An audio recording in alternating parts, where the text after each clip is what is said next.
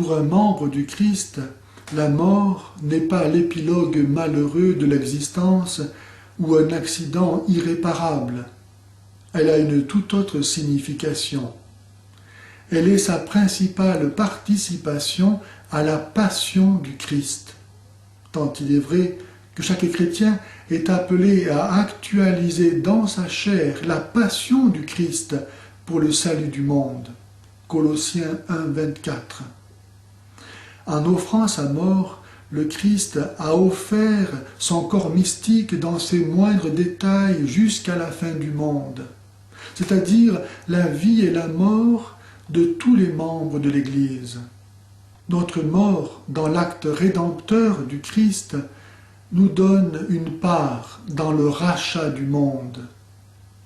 La mort d'un chrétien lui permet d'achever d'offrir sa vie en communion avec le sacrifice de Jésus et à ses intentions, c'est-à-dire pour la glorification de Dieu, en lui offrant le témoignage d'amour le plus sublime qui soit, dans le don total de soi, et pour l'expiation des péchés du monde, afin de pouvoir en demander dignement le pardon.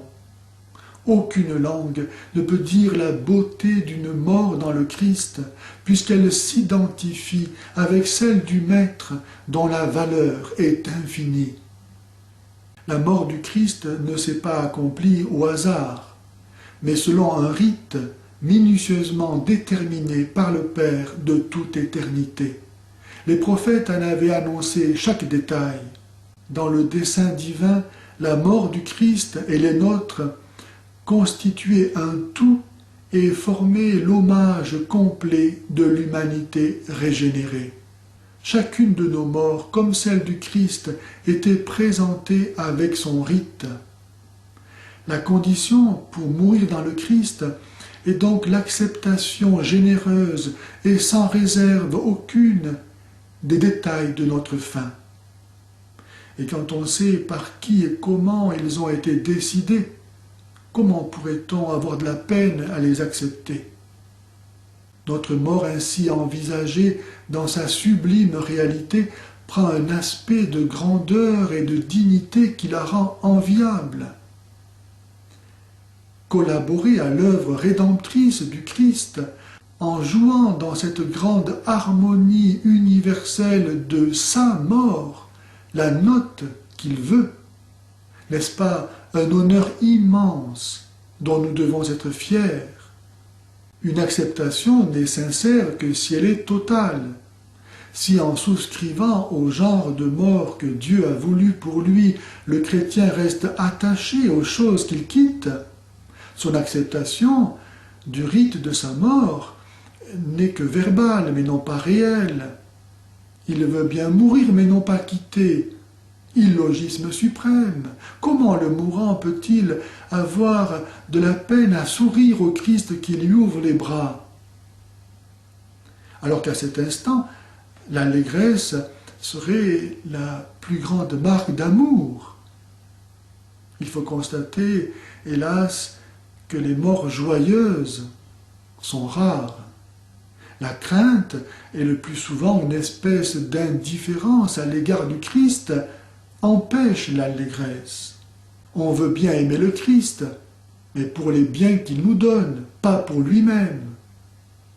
On le sait capable de nous béatifier, mais on lui demande que ce soit le plus tard possible.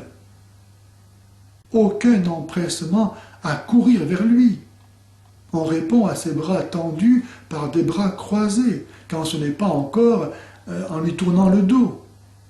Une telle attitude n'est certes pas flatteuse pour le Maître, et s'il peut la pardonner parce qu'il comprend le poids qu'exerce sur nous l'attrait du temporel, du visible, du charnel, dont nous hésitons à nous défaire par goût de la jouissance sensible et peur de l'inconnu, il n'en reste pas moins qu'entre le Christ et l'âme du mourant.